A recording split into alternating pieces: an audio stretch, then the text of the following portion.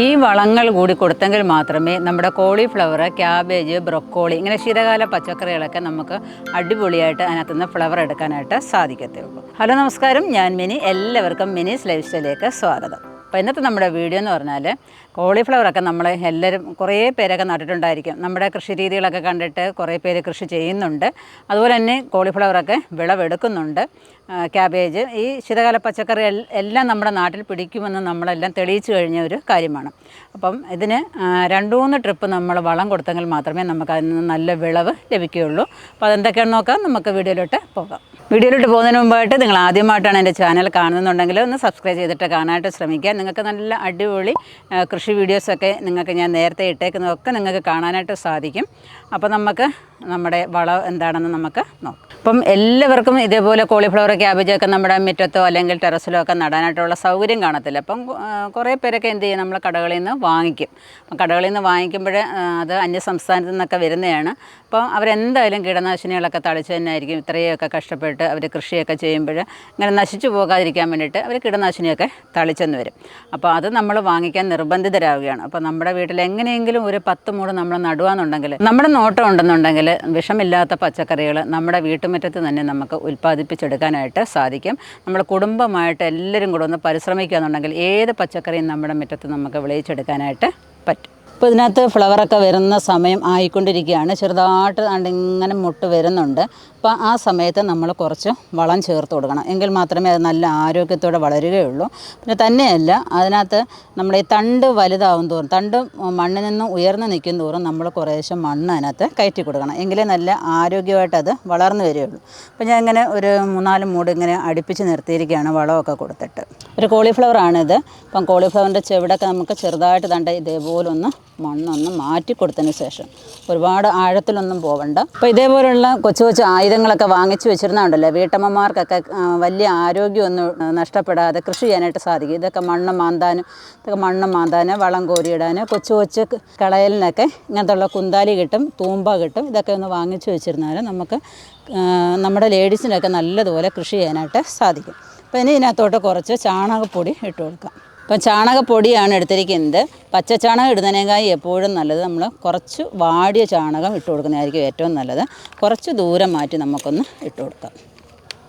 ഇതിനൊരു 3-4 കോരി നമുക്ക് ഇട്ട് കൊടുക്കാം. ചാണകം ഇച്ചിരി കൂടിയിരുന്നാലും കുഴപ്പമൊന്നുമില്ല.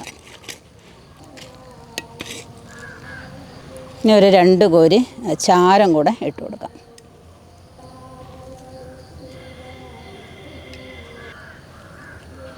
ഇതൊരു കാർബൺ ഫിഷ് അമിനമാണ്. ഇതും കൂടെ നമുക്ക് അതിൻ്റെ ചുറ്റിനും ഇട്ട് കൊടുക്കാം. ഇനി നമുക്ക് നല്ലതുപോലെ മണ്ണങ്ങ് അടുപ്പിച്ച് കൊടുക്കണം. നല്ല രീതിയിൽ ഇതിൻ്റെ മണ്ണങ്ങോട്ട് അടുപ്പിച്ച് കൊടുക്കാം.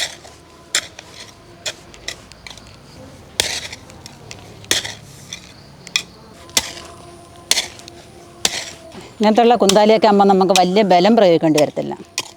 ഇങ്ങനെ അങ്ങോട്ട് മണ്ണ് കയറ്റി അങ്ങോട്ട് കൊടുക്കണം. ഇതിൻ്റെ ഇലയൊക്കെ അങ്ങ് പുറത്തോട്ട് വെച്ചേക്കണം. അപ്പോൾ നമ്മളിത്രയും മണ്ണൊക്കെ അടുപ്പിച്ച് കൊടുത്തല്ലോ. ഇപ്പോൾ നമ്മുടെ വീട്ടിലെ ഉള്ളി കാണുമല്ലോ. ഇപ്പോൾ ഉള്ളിയൊക്കെ നടാൻ പറ്റിയൊരു സമയമാണ്.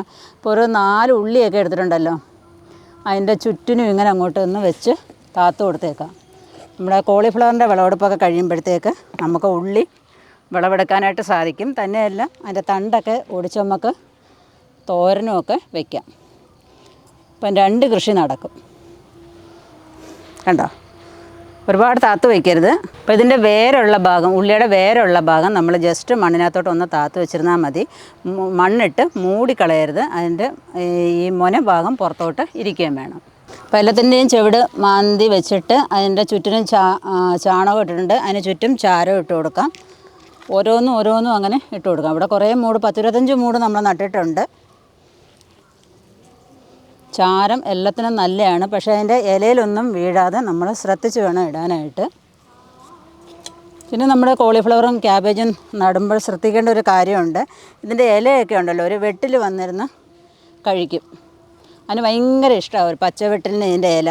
നമ്മൾ രാവിലെ വന്ന് നോക്കുമ്പം എല്ലാ ഇലയും കീറി കിടക്കുന്നതായിട്ട് കാണും. എല്ലാം കുത്തായിട്ടൊക്കെ കിടക്കും. അപ്പോൾ ആ വെട്ടിലിനെയൊക്കെ നമ്മൾ നശിപ്പിച്ച് കളയണം. എങ്കിൽ മാത്രമേ നമ്മുടെ കോളിഫ്ലവറൊക്കെ നമുക്ക് നന്നായിട്ട് വളർത്തിയെടുക്കാനായിട്ട് സാധിക്കത്തുള്ളൂ. അല്ലാണ്ട് ഇതിൻ്റെ ഇലയൊക്കെ തിന്നേക്കുന്നുണ്ടോ?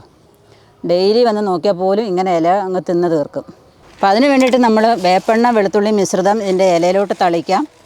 അതല്ലാന്നുണ്ടെങ്കിൽ വൈകുന്നേരത്തെ സമയത്തൊന്ന് നനച്ചതിന് ശേഷം എന്താണെന്നറിയാമോ, കുറച്ച് മഞ്ഞൾപ്പൊടി തൂക്കി കൊടുത്താൽ അതും നല്ലതാണ്. ഈ വെട്ടിലൊന്നും വന്നിരിക്കത്തില്ല. ചുറ്റിനും വേണം ഇട്ട് കൊടുക്കാനായിട്ട്. അപ്പം അതിൻ്റെ വേരിന് പെട്ടെന്ന് ക്ഷതമൊന്നും ഏക്കത്തില്ല. ചില വളങ്ങൾ ചിലപ്പം ചെടികൾക്ക് പിടിച്ചില്ലെന്ന് വരും. അപ്പോൾ അങ്ങനെ ദൂരെ ആകുമ്പോൾ അവർക്ക് വലിയ കുഴപ്പമില്ല. ഒരു 2-3 ദിവസം കൊണ്ടേ അവർ വേരൊക്കെ പോയിട്ട് ഇത് വലിച്ചെടുക്കത്തുള്ളൂ. അപ്പോഴത്തേക്ക് വെള്ളമൊക്കെ വീണിട്ട് ആ വളത്തിൻ്റെ ചൂടൊക്കെ ഒന്ന് കുറയും. അപ്പം ഞാൻ ഒരെണ്ണം ചെയ്ത് കാണിച്ചു കൊടുത്തു. എബിൻ ബാക്കി എല്ലാത്തിനും മണ്ണൊക്കെ അടുപ്പിച്ച് വന്നു കേട്ടോ. അപ്പം നമ്മുടെ മക്കളെയും കൂടെ ഇതിനകത്ത് നമ്മുടെ കൃഷിയിലൊക്കെ ഉൾപ്പെടുത്തുക. അവരും കൃഷി രീതികളൊക്കെ കണ്ടുപിടിക്കണം. ഇനി മുന്നോട്ടുള്ള കാലം കൃഷിയൊക്കെ ഉണ്ടെങ്കിൽ മാത്രമേ നമുക്ക് നമ്മുടെ ആരോഗ്യമൊക്കെ മെയിൻറ്റെയിൻ ചെയ്ത് കൊണ്ടുപോകാനായിട്ട് സാധിക്കത്തുള്ളൂ. ഇപ്പം ഞാൻ പറഞ്ഞല്ലോ, ഇതിനകത്ത് വേപ്പെണ്ണ വെളുത്തുള്ളി മിശ്രിതം തളിക്കണം. ഈ കയ്പ്പരസമൊക്കെ ഉണ്ടെങ്കിൽ കീടങ്ങൾ വലിയ ആക്രമണം ഇതിനകത്ത് ഉണ്ടാകത്തില്ല. അതേപോലെ തന്നെ ഇനി നമുക്ക് വളമെല്ലാം നമ്മൾ കൊടുത്തു കഴിഞ്ഞു. ഇപ്പോൾ ആദ്യം 2 പ്രാവശ്യം നേരത്തെ കൊടുത്തിട്ടുണ്ടായിരുന്നു. ഇപ്പോൾ അത് 3ാമത്തെ പ്രാവശ്യമാണ് ഇതിനകത്ത് വളം കൊടുക്കുന്നത്. ഇനി നമുക്ക് എന്തെങ്കിലും സ്ലറി ആയിട്ടുള്ള എന്തെങ്കിലും കൊണ്ടുവന്ന് നമ്മുടെ ജൈവ സ്ലറിയോ എന്തെങ്കിലുമൊക്കെ നമ്മൾ ഉണ്ടാക്കുമല്ലോ, നമ്മളെ വേസ്റ്റ് ഇട്ട സ്ലറി അല്ലെങ്കിൽ നമ്മുടെ ബയോഗ്യാസിൻ്റെ സ്ലറി, അങ്ങനെ എന്തെങ്കിലും സ്ലറികളുണ്ടെങ്കിൽ നമുക്ക് ഇനി കൊണ്ടുവന്ന് ഒഴിച്ചു കൊടുക്കാവുന്നതാണ്. അപ്പോൾ ഇനി നമ്മൾ തിരിഞ്ഞു നോക്കേണ്ട കാര്യമൊന്നുമില്ല. അവർ നല്ലതുപോലെ വളർന്ന് നമുക്ക് നല്ല ഫ്ലവറൊക്കെ ഇതിനകത്ത് നിന്ന് നമുക്ക് ലഭിക്കുന്നതാണ്. ഇത് ബ്രൊക്കോളിയാണ്. ബ്രൊക്കോളിയുടെ ഇല കണ്ട് ഇതുപോലെ ഫ്രില്ല് മാതിരി ഇരിക്കും, കണ്ട ഇലയുടെ ചുറ്റും. അപ്പോൾ ഓരോന്നും അറിയാനായിട്ട് ചിലപ്പം ചിലർക്ക് ബുദ്ധിമുട്ടായിരിക്കും. പക്ഷേ ബ്രൊക്കോളിയുടെ ഇല ഈ രീതിയിലാണ് ഇരിക്കുന്നത്. കോളിഫ്ലവറിൻ്റെ ഇല നിങ്ങൾക്ക് അറിയാമല്ലോ. അപ്പോൾ നട്ട് ശീലമായവർക്ക് അതൊക്കെ ഇനി പറയേണ്ട കാര്യമൊന്നുമില്ല. നല്ല മെഴുമെഴാന്നിരിക്കും അതിൻ്റെ ഇല, കണ്ടില്ലേ? ശരി, ഇങ്ങനെ നീളത്തിൽ ഇങ്ങനെ ഇരിക്കും. കാലാവസ്ഥയൊക്കെ എപ്പോഴും നമുക്ക് അനുകൂലമായി എന്ന് വരത്തില്ല. ഇപ്പം ഈ ധനുമാസമാണ്, ധനുമാസം 2ആയി. എന്നിട്ടും ഇന്നലെയൊക്കെ നല്ല മഴയായിരുന്നു അല്ലേ. ഇപ്പം മനുഷ്യൻ്റെ സ്വഭാവം മാറുന്ന മാതിരി തന്നെ ഇപ്പം കാലാവസ്ഥയുടെയും പ്രകൃതിയുടെയും സ്വഭാവമൊക്കെ മാറിക്കൊണ്ടിരിക്കുകയാണ്. എന്നാലും നമ്മൾ കൃഷി ചെയ്തേ മതിയാകുകയുള്ളൂ. നമ്മൾ 10 നടുമ്പോഴും നമുക്കൊരു 5 എന്തായാലും നമുക്ക് ദൈവം തന്നിരിക്കുക. അപ്പം തീർച്ചയായിട്ടും എല്ലാവരും കൃഷിയിലോട്ട് മുന്നോട്ട് വരിക, ആരും പുറകോട്ട് പോകാതിരിക്കാം. കഴിഞ്ഞൊരു വീഡിയോ എനിക്ക് ഭയങ്കര സന്തോഷമായിരുന്നു. ഡിസംബർ മാസത്തിലെ കൃഷി ഇട്ടപ്പോൾ ഇനി ജനുവരി മാസം മുതൽ ഇനിയും കൃഷി വീഡിയോസ് കാണിക്കണമെന്ന്, കൃഷി വീഡിയോസല്ല, എന്തൊക്കെ കൃഷി ചെയ്യാം, ഓരോ മാസത്തിലും എന്തൊക്കെ കൃഷി ചെയ്യാം എന്നുള്ള വീഡിയോ ഇനി ഇടണമെന്ന് ചോദിച്ചപ്പോൾ ഒന്നടങ്കം എല്ലാ പേരും പറഞ്ഞിരിക്കുന്നത് മിനി അത് തുടരണം, നിർത്തരുതെന്നാണ് പറഞ്ഞിരിക്കുന്നത്. അപ്പം തീർച്ചയായിട്ടും നമ്മൾ വീഡിയോസ് നമ്മൾ മുന്നോട്ട് തന്നെ കൊണ്ടുപോകുന്നതായിരിക്കും. അപ്പോൾ എല്ലാവർക്കും കൃഷി ചെയ്യണമെന്ന് വലിയ താല്പര്യം ഉണ്ട് എന്ന് എനിക്കതിൽ നിന്ന് മനസ്സിലായി. അപ്പം എല്ലാവരും കൃഷി ചെയ്യുക, സമാധാനത്തോടിരിക്കുക, സന്തോഷത്തോടിരിക്കുക. അപ്പം നമ്മുടെ കോളിഫ്ലവറിന് വളമൊക്കെ ഇട്ട് കഴിഞ്ഞു. ഇപ്പോൾ ഇന്നത്തേക്കുള്ള കറികളും കൂടെ നമുക്ക് എടുക്കണം. അപ്പം പയറിൻ്റെ അടുത്തോട്ടാണ് വന്നിരിക്കുന്നത്. നമുക്ക് കുറച്ച് പയറും അതുപോലെ തന്നെ പാവയ്ക്കയുണ്ട്, അതുപോലെ വഴുതനങ്ങയുണ്ട്. അത് 3ഉം കൂടെ നമുക്ക് വിളവെടുത്തിട്ട് വരാം. അപ്പം ഇവിടെ എല്ലാം പാവയ്ക്ക നിൽപ്പുണ്ട്.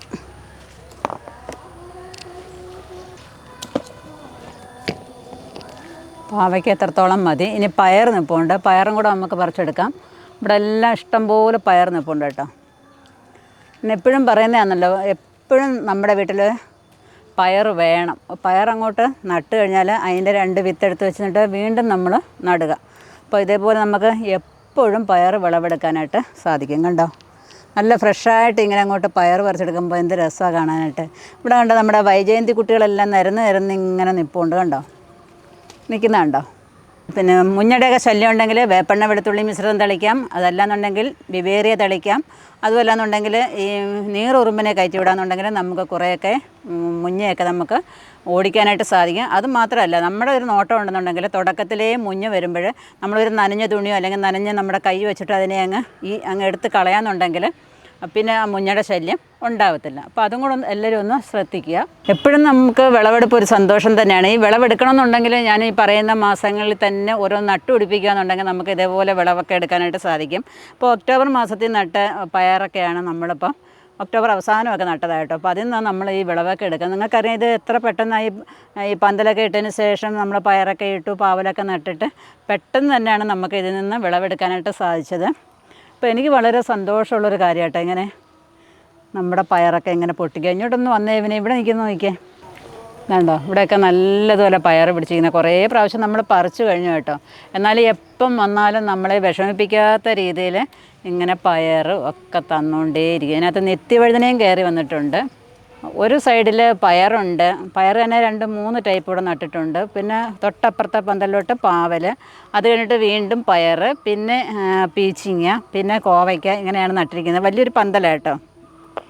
അപ്പം അതുകൊണ്ട് നമുക്ക് എല്ലാം ഇതേപോലെ പിന്നെ പച്ചക്കറി തന്നെ പറിച്ച് നമ്മുടെ മടുപ്പുണ്ടാകും. ഇങ്ങനെ പലത് നടുമ്പോൾ നമുക്ക് മടുപ്പുണ്ടാകത്തില്ല. നമ്മുടെ വീട്ടിലെ പച്ചക്കറി തന്നെ ഇപ്പം നിത്യവഴുതന തന്നെ നമുക്ക് ഡെയിലി കഴിക്കുമ്പോൾ ഒരു മടുപ്പ് വരും. അല്ലെങ്കിൽ പയർ തന്നെ ഡെയിലി പയർ പക്ഷേ മടുക്കത്തില്ല. എന്നാലും നമുക്ക് എന്തെങ്കിലുമൊക്കെ മാറി മാറി എടുക്കാനുണ്ടെന്നുണ്ടെങ്കിൽ അതല്ലേ ഒരു രസം. അപ്പം എന്തായാലും എല്ലാവരും ഇതേപോലെ ഒരു 5-6 ടൈപ്പ് പച്ചക്കറിയെങ്കിലും നടാനായിട്ട് ശ്രമിക്കുക. പയറാണ്ട് ഇതേപോലെ പിടിച്ച് നിൽപ്പുണ്ട്. ഞാനിവിടെ കുറച്ചൊരു 10-20 മൂട് പലയിടത്തായിട്ട് ഇങ്ങനെ ആ പന്തലിൻ്റെ പല ഭാഗത്തായിട്ട് നട്ടിട്ടുണ്ട്. അതുകൊണ്ടൊക്കെ നല്ലതുപോലെ പയർ പിടിച്ച് ഇങ്ങനെ നിൽപ്പുണ്ട്. നല്ല നീളമുള്ള പയറാട്ടോ. നോക്കിക്കേ, എത്ര പറിച്ചാലും പിന്നെയും നമ്മളിങ്ങോട്ട് വരുമ്പോൾ ഉണ്ടല്ലോ, ഇന്ന് അമ്മ ഇനിയും തരാമെന്നും പറഞ്ഞിട്ടാണ് നിൽക്കുന്നത്. നോക്കി ഇവിടെ എല്ലാം ഇങ്ങനെ അങ്ങ് നിൽപ്പുണ്ട്. ഒരു പുഴുവോ ഒന്നുമില്ല. ഇപ്രാവശ്യം ചാഴിയും വന്നിട്ടില്ല, തത്തയും വന്നിട്ടില്ല. ഇനി പറഞ്ഞാൽ ചിലപ്പം വരുമോ എന്തോന്ന് അറിയാൻ വയ്യ. എന്തായാലും വേണ്ടേ, ഇവിടെ എല്ലാം നിത്യവഴുതന ലൈനായിട്ട് നിൽപ്പുണ്ട്, പയർ നിൽപ്പുണ്ട്. ഇനി കുറച്ച് വഴുതനങ്ങയും കൂടെ നമുക്കെടുക്കാം. ഇവിടെ വയലറ്റ് ഉണ്ട വഴുതന നിൽപ്പുണ്ട്. വഴുതനങ്ങ ഒന്ന് ഫ്രൈ ആക്കി എടുക്കാം. ഇതെല്ലാം കുറേ നിൽപ്പുണ്ട് കണ്ടോ, ഇതെല്ലാം ഇതിനകത്തെല്ലാം നിൽപ്പുണ്ട്. കേടായതുമുണ്ട്. അപ്പോൾ എത്രയൊക്കെ മതി ഇന്നത്തെ കറികൾക്ക്? 3 കറിയായി. എന്തോ വേണം ഇനി ഇതിൽ കൂടുതൽ?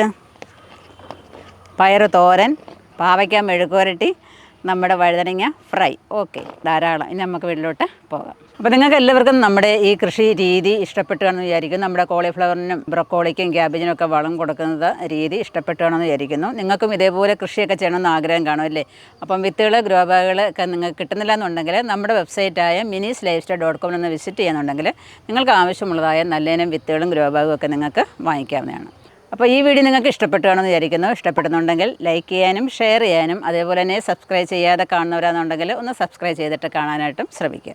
അതുപോലെ ഫേസ്ബുക്ക് പേജ് ഒന്ന് ഫോളോ ചെയ്യാമെങ്കിൽ അവിടെയും നിങ്ങൾക്ക് എൻ്റെ വീഡിയോസൊക്കെ യഥാസമയം കാണാൻ പറ്റുന്നതായിരിക്കും. അപ്പോൾ അടുത്ത വീഡിയോ കാണുന്നവരെ ഞാൻ മിനി. നന്ദി, നമസ്കാരം.